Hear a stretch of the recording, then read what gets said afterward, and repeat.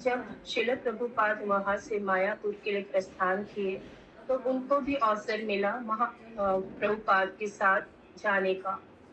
और जिसको और फिर वहां पे महाप्रभुपाद जी ने महाराज जी को कुछ सेवा करने के लिए दिया, इससे वो बहुत खुश हुए। अब हम लोग आगे सुनेंगे। मायापुर में शिल प्रभुपाद के साथ 7 फरवरी से 21 मार्च 1977 तक वसंत की एक सुंदर सुबह को, जब सूर्य सुनहरी किरणों से धरती को नहला रहा था और वायु में फूलों की गंध भरी थी और कोयल कुहकुहा रही थी, शील प्रभुपाद अपनी लाल एम्बेसडर गाड़ी, जिसके बोनट पर इस्पात का तिलक लगा था, में सवार होकर मायापुर पहुंचे। उन्होंने अभी अभी भुवनेश्वर में इस्कॉन मंदिर की नींव रखी थी, जिसका विकास उड़ीसा के उनके सन्यासी शिष्य श्री गौर गोविंद महाराज कर रहे थे। मैं उनके साथ जा सकता था, पर मैंने भगवानेर कथा का प्रकाशन संपन्न करने के लिए यहीं रुकने का निर्णय किया। इससे मैं एक अप्रत्याशित उपहार के रूप में श्री प्रभुपाद को देने की योजना बना रहा था। भक्त सड़क की दोनों ओर उनका स्वागत करने के लिए आनंद में नृत्य और कीर्तन करते हुए उनकी प्रतीक्षा कर रहे थे। जब थोड़ी दूर से श्रील प्रभुपाद की गाड़ी दिखाई दी, तो कीर्तन अपने चरम स्तर पर पहुंच गया और सभी लोग अत्यधिक जोश में नृत्य करने लगे। और जैसे ही कार मंदिर के सामने आकर रुकी और श्रील प्रभुपाद उससे बाहर निकले, सभी भक्त एक साथ प्रणाम करते हुए धरती पर गिर पड़े। अनेक भक्तों की आंखों में आंसू आने लगे और अन्य कई स्तब्ध होकर एक स्थान पर ही खड़े रह गए। कीर्तन और नृत्य करते हुए भक्तों की भीड़ आगे चल रही थी और उनके बीच से श्रील प्रभुपाद आकर्षक ढंग से लंबे कदम रखते हुए मंदिर में गए। यहाँ उन्होंने श्री श्री राधा माधव और श्री चैतन्य महाप्रभु के विग्रहों की स्थापना कुछ साल पहले 1972 में की थी और उनके सामने पहुंचकर उन्होंने दंडवत प्रणाम किया और फिर खड़े होकर उनके सौंदर्य को निहारने लगे। उन्होंने 3 बार उनकी परिक्रमा की, फिर मंदिर के दूसरे छोर पर गए और व्यास आसन पर आसीन हुए। यहाँ पर सभी भक्त उनके समक्ष नृत्य और कीर्तन कर रहे थे। इस समय वे अपनी आंखें बंद कर गहरे ध्यान में बैठे रहे। कीर्तन के संपन्न होने पर श्री प्रभुपाद ने प्रेम ध्वनि प्रार्थनाएं बोली, जो भगवान एवं सभी पूर्ववर्ती आचार्यों का सम्मान एवं गुणगान है। इसके बाद उन्होंने मायापुर परियोजना के लक्ष्यों के विषय में बोलना आरंभ किया। उनके गुरुदेव श्रील भक्ति सिद्धांत सरस्वती ठाकुर को श्री चैतन्य महाप्रभु की भविष्यवाणी के प्रति अटूट विश्वास था, जिसके अनुसार कृष्ण भावनामृत आंदोलन विश्व भर के प्रत्येक ग्राम और नगर में फैलेगा। श्रील भक्ति सिद्धांत सरस्वती ठाकुर ने यह दिखा दिया कि किस प्रकार बड़े शहरों में रहते हुए गाड़ियों एवं अन्य आधुनिक सुविधाओं का उपयोग करके भी कृष्ण की सेवा की जा सकती है। उन्होंने श्रील प्रभुपाद को केवल भारत में ही नहीं, पूरे विश्व में प्रचार करने का मिशन दिया था। श्रील प्रभुपाद ने इस मिशन को आगे बढ़ाते हुए लोगों को आकृष्ट करने के लिए विस्तृत दृष्टि से विभिन्न प्रकार की व्यवस्थाएं प्रदान कर रहे थे। श्री प्रभुपाद ने भक्ति रसामृत सिंधु से एक श्लोक कहा, इह यश हरेर दास्य कर्मणा मनसः गिरा निखिल स्वयाप्यवासु व स्थासु जीवन न मुक्त चा उत्सा उच्चते। एक व्यक्ति जो कृष्ण की सेवा मन, देह और वचनों से करता है, वह भौतिक जगत में रहते हुए भी एक मुक्त पुरुष है, भले ही वह प्रत्यक्ष रूप से भौतिक कार्यों में संलग्न हो। उन्होंने इंगित किया कि कुछ लोग भक्तों को और उनकी आलीशान इमारतों को देखकर द्वेष कर सकते हैं, परंतु शील भक्ति सिद्धांत सरस्वती ठाकुर ने कहा था कि केवल भक्त ही ऐसे ऐश्वर्य में रह सकते हैं। ठीक उसी सब प्रकार जैसे सरकारी सेवकों को विशेषाधिकार प्राप्त होते हैं, इसीलिए कृष्ण की सेवा करने वालों को हर प्रकार की सुविधा प्रदान की जानी चाहिए। साथ ही यूरोपीय और अमेरिकी भक्त जो कृष्ण भावनामृत का प्रचार करने के लिए भारत आ रहे थे, उन्हें भारत की कष्टप्रद स्थितियों की आदत नहीं थी। मायापुर में श्रील प्रभुपाद उनके निवास के लिए सभी सुविधाएं स्थापित कर रहे थे। श्रील प्रभुपाद ने कहा कि इस्कॉन के माध्यम से वे पश्चिम के विवेक और धन का भारतीय आध्यात्मिक संस्कृति के साथ मेल करा रहे थे।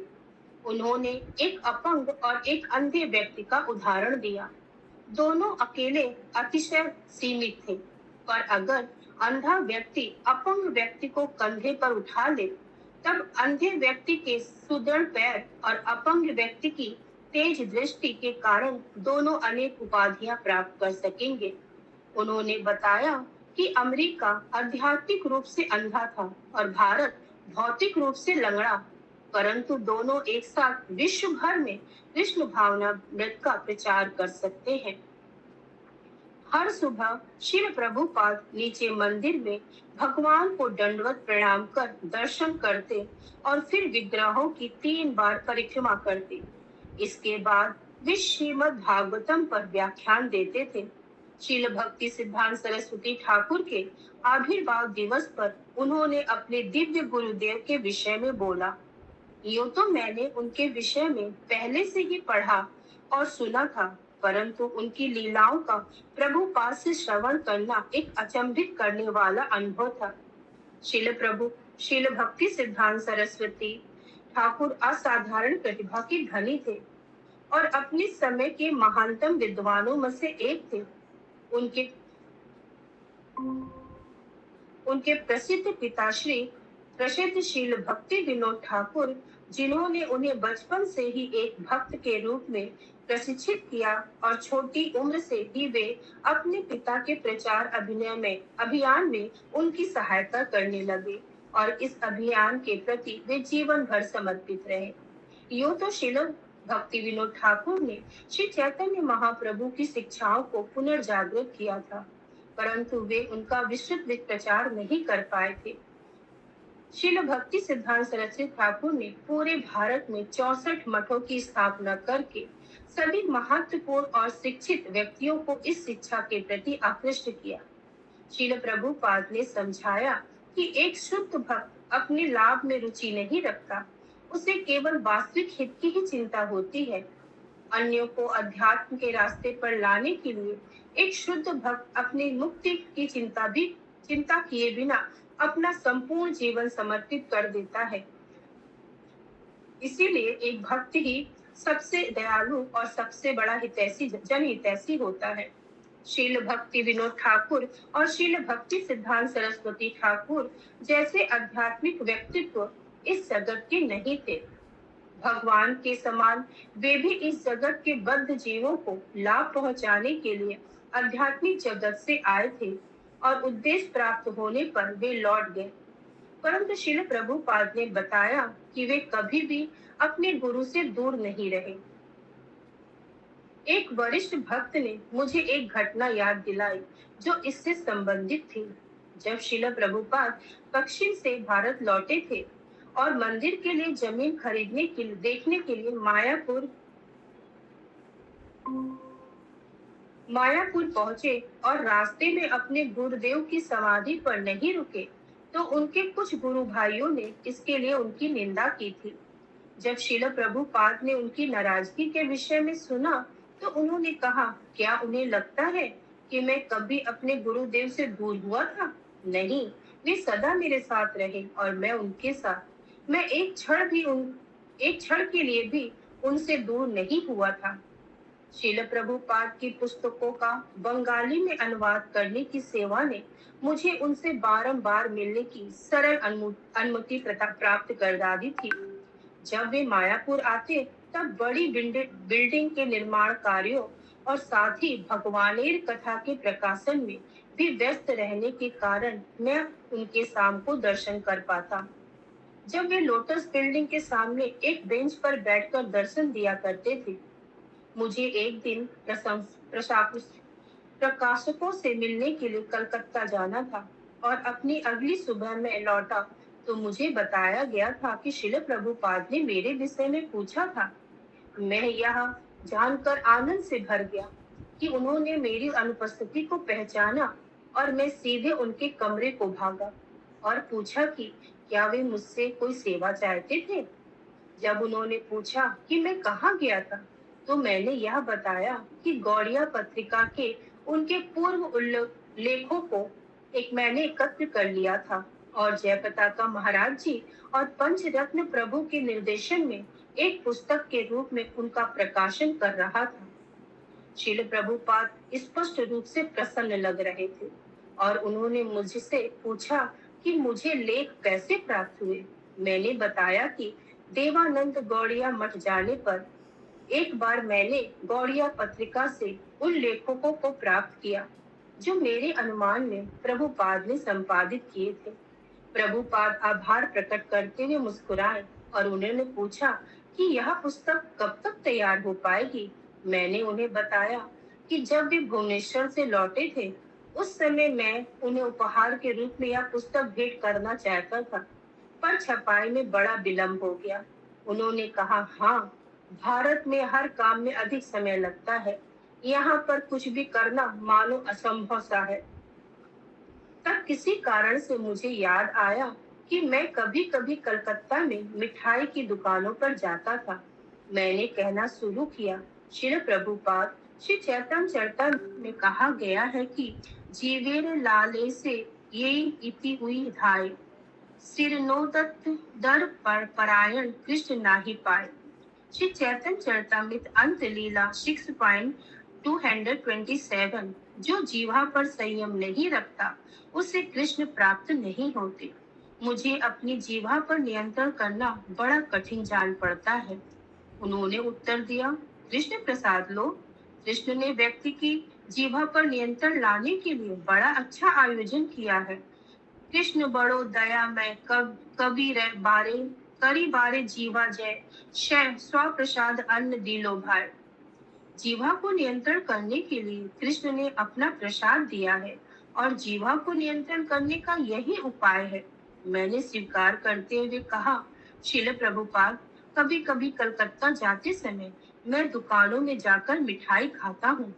मुझे आश्चर्यचकित करते उन्होंने कहा, वह भी कृष्ण प्रसाद ही है। कृष्ण ने बड़ी कृपा की हम पर की है, यह सभी पकवान प्रदान किए।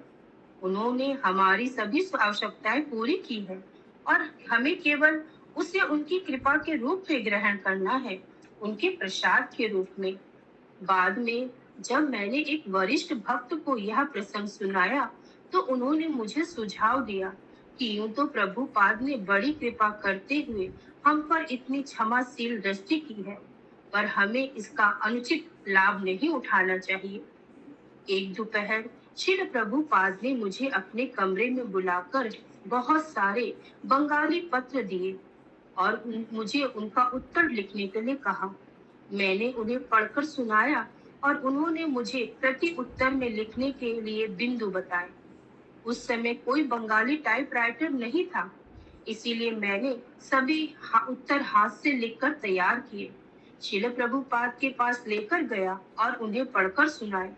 उन्होंने सुधार किए और फिर मैंने उनके शीर्षक लेटर हेड वाले पन्नों पर सभी उत्तर लिखे और हस्ताक्षर कराने के लिए उनके पास गया। जब समस्त बंगाली पत्रों के उत्तर लिख लिए गए तो उन्होंने मुझसे पूछा कि क्या मुझे हिंदी लिखनी आती है। मैंने कहा कि मुझे आती तो है, पर मेरी हिंदी लिखाई बहुत अच्छी नहीं है। उन्होंने मुस्कुराकर कहा, वास्तव में किसी की भी हिंदी लिखाई अच्छी नहीं होती। और तब उन्होंने मुझे एक चुटकुला सुनाया। एक बार एक व्यक्ति को हिंदी में अपने मित्र का पत्र मिला और उसने उत्तर में लिखा कि अगली बार पत्र के साथ उसके पास पहुंचने के लिए ट्रेन का किराया भी भेजे। जब मित्र ने पूछा ऐसा क्यों, तो दूसरे मित्र ने उत्तर दिया कि उनकी लिखावट समझने के लिए उसे उनके पास ही जाना होगा। केवल वही अपनी लिखावट समझा सकते हैं। हम दोनों इस बात पर बहुत हंसे। फिर श्रील प्रभुपाद ने मुझे बहुत सारे हिंदी पत्र दिए। उनके चुटकुलों से मुझे थोड़ा आत्मविश्वास मिला और मैंने उन पत्रों के बंगाली और हिंदी में भी उत्तर लिखने आरंभ कर दिए। अगले दिन मैं प्रभुपाद के पास पत्रों को लेकर गया तो वे छत पर बैठकर सुबह की मालिश करवा रहे थे। मैंने सभी पत्र उन्हें पढ़कर सुनाए और उनसे निर्देश लिए कि उत्तर में क्या लिखना है। इसके बाद भी मैं उनके साथ ही बैठा रहा जब उनके व्यक्तिगत सेवक हरि शौरी प्रभु उनकी मालिश कर रहे थे। मैं श्री प्रभुपाद के पास ही रहना चाहता था। मुझे जाता ना देखकर श्रील प्रभुपाद ने मुझसे कहा, केवल यह एक जीवन कृष्ण को अर्पित कर दो। किंतु कितने जन्मों से तुम भोग करने का प्रयास कर रहे हो, पर तुमने देख लिया कि अभी भी तुम संतुष्ट नहीं हो। केवल इस जीवन को बिना किसी महिला के साथ संबंध रखे कृष्ण को समर्पित कर दो। स्त्री का आकर्षण माया की व्यवस्था है जिससे वह जीवों को इस भौतिक जगत में बांध कर रखती है। इसीलिए इस भौतिक जगत को मैथुन अगार कहा जाता है, संभोग इच्छा का कारागार। इस भौतिक जगत में सभी विपरीत लिंग के प्रति आकर्षित है और यही वह बेड़ी है जिससे कि इस कारागार में सभी बंधे होते हैं। परंतु यह संभोग इच्छा है क्या? यह एक खुजली के समान है। व्यक्ति सोचता है कि खुजलाने से उसे आनंद आएगा, परंतु जितना खुजलाता है खुजली उतनी ही बढ़ती है और अंततः उसका खून बहने लगता है और वह स्वयं को ही कष्ट पहुंचाता है। वे इतने मूर्ख हैं कि इसे ही परम भोग मान लेते हैं। एक ऊंट कांटे खाता है और उसकी जीवा और तालू कांटे से खून बहने लगता है। ऊंट अपना ही खून पी रहा होता है पर सोचता है कि कांटे कितने स्वादिष्ट हैं। संभोग में व्यक्ति अपनी देह का छार, उसका वीर्य खो देता है और सोचता है कि वह क्या आनंद है। वह इस क्षणिक भोग के लिए अपना जीवन भी देने को तैयार हो जाता है, पर यह माया की चाल है। इस संभोग इच्छा से माया सभी जीवों को इस संसार में बांध कर रखती है। इसीलिए जो भी इस संसार के बंधन से मुक्त होना चाहता है, उसे संभोग की इच्छा से मुक्त होना ही होगा। श्रील प्रभुपाद कुछ समय और बोले और उन्होंने कृष्ण के प्रति शरणागत होने के लिए मुझे प्रोत्साहित किया। अंततः उन्होंने मुझे बताया, केवल इस जीवन को कृष्ण को अर्पित करके देखो, अगर कुछ नहीं भी हुआ तो हानि क्या है? अंततः इतने सारे जीवनों में से यह एक जीवन ही तो है। अपने मन में मैंने प्रतिज्ञा कर ली, श्रील प्रभुपाद, मैं स्वयं को आपके चरणों पर अर्पित करता हूँ। मैं जानता हूँ कि मेरे ऐसे करने से ही मैं अपने अस्तित्व की परम सिद्धि प्राप्त करूंगा। एक दिन सुबह मैंने भावानंद महाराज के साथ एक उज्जवल व्यक्तित्व को टहलते हुए देखा। इनमें ऐसा कुछ था जिनके कारण मेरी दृष्टि उनसे हट ही नहीं रही थी। तीर्थपाद प्रभु ने, जो मेरे बगल में खड़े थे, उन्होंने बताया कि वे तमाल कृष्ण गोस्वामी थे और यह हमारे आंदोलन के सबसे बड़े प्रमुख नेताओं में से एक है। मैंने सुना था कि तमाल कृष्ण महाराज इस्कॉन के नायक हैं। वे फ्रांसिस्को आंदोलन से आरंभिक काल से जुड़े हुए थे और लगभग तुरंत ही उन्होंने नेतृत्व का पद स्वीकार कर लिया था। तब से श्रील प्रभुपाद उन्हें अपनी सभी महत्वपूर्ण परियोजनाओं का नेतृत्व करने के लिए बुलाते हैं। जब आंदोलन अमेरिका की पश्चिमी तट पर फल फूल रहा था, तब उन्होंने महाराज को लॉस एंजलिस मंदिर का अध्यक्ष बना दिया।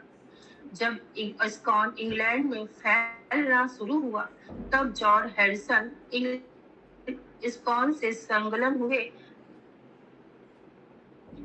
तो प्रभुपाद ने उन्हें वहां भेज दिया। जब कृष्ण भावनामृत भारत में आधार प्राप्त करने लगा, तब प्रभुपाद ने उन्हें यहाँ का भूमि लेने में कठिनाई आई तो तमाल कृष्ण महाराज ने आकर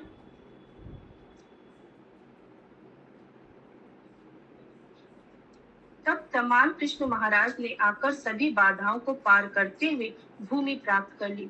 फिर उन्होंने सबसे महान ग्रंथ वितरण और इस्कॉन भक्त विकास दल का गठन किया। राधा दामोदर ट्रेवलिंग संकीर्तन पार्टी, जो हजारों पुस्तकें वितरित करती और सैकड़ों भक्त बनाती है। तमाल कृष्ण महाराज को देखकर ही मैं उनके प्रति आदर भाव से भर गया। मैंने दूर से ही उन्हें प्रणाम किया। दोपहर को जब मैं श्रील प्रभुपाद के साथ उनके कमरे में था, महाराज अंदर आए और प्रभुपाद का मुख एक मुस्कान के साथ खिल उठा, परंतु वे अभ्यंतर चर्चाएं करने लगे। तमाल कृष्ण महाराज ने प्रभुपाद को बताया कि उनके साथ रहने के लिए और उनकी सेवा के लिए उन्होंने अपने सभी प्रतिबंध दायित्व छोड़ दिए हैं। श्री प्रभुपाद यह सुनकर बड़ी ही प्रसन्न हुए। इसके बाद वे अमेरिका के डीप्रोग्रामिंग मुद्दे पर चर्चा करने लगे। अमेरिका के कुछ भक्तों के धनवान माता पिता असामाजिक तत्वों की सहायता से इस्कॉन से अपने पुत्र और पुत्रियों का अपहरण करवा रहे थे। सभी अपहरणों को न्यायालय में चुनौती दी जा रही थी, परंतु अभी तक सभी निर्णय डीप्रोग्रामरों और परियोजनों के पक्ष में थे। श्री प्रभुपाद बहुत चिंतित थे तथा स्थिति को विस्तार से जानना चाहते थे। महाराज ने उन्हें बताया कि आदि केशव स्वामी महाराज न्यूयॉर्क में एक महत्वपूर्ण प्रकरण देख रहे थे और पूछा कि क्या वे उन्हें बुलाएं। वे भी उस समय मायापुर में था। प्रभुपाद ने मुझे आदि केशव महाराज को उनके कमरे से बुला लाने के लिए कहा, जो एक तल्ला ऊपर था। महाराज 20 के युवा दशक में थे और तभी से ही वे इस्कॉन में तरुण युवा सन्यासी और जीवीसी थे। उनकी दुबली पतली काया ने उनकी दुर्बलता को दर्शाया, परंतु उनका उज्जवल आचरण, दीप्तमान मुस्कान और जीवंत वाणी ने मुझे अपनी समझ सुधारने के लिए विवश कर दिया। वे 17 साल की आयु में आंदोलन से जुड़े थे और उनकी क्षमताओं को और उपलब्धियों के कारण वे इस्कॉन में उच्चतर स्तर पर पहुंच गए थे। जब मैं आदि केशव स्वामी के साथ श्रील प्रभुपाद के कमरे में लौटा, अन्य कई वरिष्ठ भक्त वहां पहले से थे। प्रणाम करने के बाद महाराज ने श्रील प्रभुपाद को मुकदमे के बारे में बताया। प्रभुपाद क्रोधित हो गए और उनकी वाणी में दृढ़ता आ गई। उन्होंने सुझाया कि इस प्रकरण को हमें जन सामान्य को अपने आंदोलन के उद्देश्य के विषय में बताने के लिए एक अवसर के रूप में उपयोग करना चाहिए। मुझे स्मरण है कि भारत से पश्चिम आने से पहले श्री प्रभुपाद ने कृष्ण भावनामृत के विषय में लिखने और बोलने के लिए सभी अवसरों का लाभ उठाया करते थे। अब ब्रेन वॉशिंग, मस्तिष्क परिवर्तन के आरोपों का उपयोग करते हुए उन्होंने कहा कि मानवीय बुद्धि का उद्देश्य मृत और जीवन पदार्थों के बीच मतभेद को जानना है। उन्होंने बोलते हुए यहाँ तक कहा कि आंदोलन में जुड़ने से पहले तो भक्त अपनी बुद्धि का उपयोग ही नहीं करते थे, मानो उनके पास दिमाग ही ना हो। इसीलिए ब्रेन वॉशिंग का तो कोई प्रश्न ही नहीं था। वे उनके दिमाग धोख नहीं रहे थे, वे उन्हें दिमाग दे रहे थे। आदि केशव महाराज ने बताया कि डी प्रोग्रामर ने एक समूह बनाया था जिनका नाम था return you personal choice. Prabhupada ने प्रयुक्तर में कहा, वे उनका अपहरण कर रहे हैं, यातनाएं दे रहे हैं, उनकी बुद्धिमान चयन को बलपूर्वक बदलने का प्रयास कर रहे हैं और इसे वे पर्सनल चॉइस कहते हैं। महाराज ने प्रभुपाद को प्रोग्रामरों की एक छवि दिखाई जिसमें वे किसी को तथाकथित स्वेच्छा में लौटाकर ला रहे थे। एक भक्त को उसके माता पिता और अपहरणकर्ता घसीट ले जा रहे थे। वे इसे बचाव कार्य कहते थे। श्रील प्रभुपाद ने उच्च स्वर में आश्चर्य प्रकट किया कि ऐसा बलपूर्वक कार्य किसी की स्वेच्छा कैसे कहा जा सकता है। तमाल कृष्ण महाराज ने स्पष्ट किया कि अमेरिकी सरकार समझती थी कि बच्चों की आयु के अनपेक्षित अगर बच्चों ने अपनी मानसिक क्षमता गंवा दी तो माता पिता के पास उनके बच्चों के ऊपर नियंत्रण का अधिकार था। जब श्रील प्रभुपाद ने ऐसे कार्यों की कानूनी मान्यता के विषय में पूछा तो आदि केशव महाराज ने समझाया कि अमेरिकी कानून का एक प्रावधान है, संग्रहता, कोई भी जो मन और शरीर से अस्वस्थ हो नशीले पदार्थों से आसक्त हो, भ्रम से ठगा गया हो, समग्रता में रखा जा सकता है। किसी और किसी और को भी उस व्यक्ति का दायित्व दिया जा सकता है और वह व्यक्ति मनोवैज्ञानिक अस्पताल में भर्ती किया जा सकता है, जहां उसकी रीप्रोग्रामिंग की जाएगी। इस क्रिया को बल देने के लिए नए कानून बनाए जा रहे थे। अभी भी अभी से ही एक कानून केवल परिजनों और परिवार के सदस्यों को ही नहीं, किसी को भी यह निरंतर लेने की अनुमति देता था। महाराज ने एक रिपोर्ट प्रस्तुत की जो अमेरिकन सिविल लिबरेशन यूनियन के सदस्यों ने तैयार की थी। उन्होंने न्यूयॉर्क में एक बड़ी सभा के करके डीप्रोग्रामिंग पर एक प्रस्तुति की थी, जिसमें लोगों के व्यक्तिगत ब्यौरे थे, जिसके अनुसार उन्हें किसी एक प्रकार अपहृत किया गया था, कैद में रखा गया था, उनके साथ मारपीट की गई थी, यातनाएं दी गई थी और उन्हें अपने पुराने जीवन में लौटने के लिए भूखा रखकर बाध्य किया गया था। इस रिपोर्ट में बताया गया था कि डीप्रोग्रामरों की एक नियमावली पुस्तक थी, जिसमें व्यक्ति का अपहरण कर उनकी नई ये श्रद्धा छुड़ाने की तरीकों का विस्तृत से वर्णन था। ACLU ने विरोध किया कि जिन कार्यों के लिए वे भक्तों को देश दे रहे थे, वही सभी डीप्रोग्रामर के कार्यक्रम थे। वे भक्तों की अंधी गुरु भक्ति के लिए दोष दे रहे थे, परंतु स्वयं वे पैट्रिक नामक अपने गुरु का बिना विचार किए आज्ञा पालन कर रहे थे। पैट्रिक एक अपराधी था और जेल जा चुका था। साथ ही हाल ही में उसे दोबारा नए अपराध के लिए जेल हुई थी। उसके अनुयायी उसकी उपस्थिति में उसकी कुटिल नीतियों को जारी रख रहे थे। महाराज ने कहा कि अमेरिका के विपरीत कनाडा ने डीप्रोग्रामरों के विरुद्ध कड़े कदम उठाए गए थे और वहां इस्कॉन को समाचार पत्र इत्यादि सकारात्मक प्रतिक्रियाएं दे रहे थे। अमेरिका के बोस्टन शहर से एक भक्त ने डीप्रोग्रामरों से परेशान होकर वहां राजनीतिक शरण ले ली थी और कनाडा के अधिकारी अमेरिकी भक्तों को देश निकाला नहीं दे रहे थे। इससे साथ ही उन्होंने संसद में कानून पारित किया, जिसमें सभी डीप्रोग्रामर कनाडा में अवैध करार कर दिए गए थे। महाराज ने बताया, न्यूयॉर्क में मूर्ति वर्धन नाम की एक भक्तिन का अपहरण हुआ। डीप्रोग्रामरों ने उसे सड़क से घसीट कर एक वैन में डाला और वहां से भाग खड़े हुए। जब हमें अपहरण की रिपोर्ट दिखलाई, तो उल्टा अपहरण का आरोप हम पर लगाया जा रहा था और उनका कहना था कि हम लोगों ने ही अपहरण कराया है। यूं तो उन्होंने स्वीकार करते हुए यह कहा था कि उस भक्त को उन्होंने सड़क पर से बलपूर्वक उठाया था, पर जब भक्तिन ने कहा कि मेरा अपहरण हुआ, तब उन्होंने कहा, नहीं, तुम नहीं जानती कि तुम्हें वास्तव में क्या चाहिए। तुम वास्तव में कृष्ण भक्त बनना नहीं चाहती। वास्तव में भक्तों ने तुम्हारा अपहरण किया है। फ्रेड पैट्रिक और उनके अनुयायियों ने भक्तों के साथ अन्य कई लोगों का शिकार बनाया था, पर उन्होंने यह माना कि भक्तों को डीप्रोग्राम करना सबसे कठिन था। आदि केशव महाराज और एक नए भक्त वसु गोपाल प्रभु के साथ एक टीवी कार्यक्रम में पैट्रिक वसु गोपाल प्रभु की ओर देखकर बोला, मैं इसे आसानी से डीप्रोग्राम कर सकता हूँ। और निश्चित ही वसु गोपाल प्रभु आगे जाकर इस कार्यक्रम के शिकार हुए भी। परंतु फिर पैट्रिक आदि केशव महाराज की ओर देखकर बोला, पर यह तो बर्बादी हो गया है, मैं इसे डिगा नहीं पाया। वह मानता था कि अगर कोई व्यक्ति 4 या अधिक वर्षों से भक्त बना है, तो उसका मस्तिष्क खत्म हो जाता है और उसको डीप्रोग्राम नहीं किया जा सकता। हरे कृष्णा, सभी को दंडवत प्रणाम।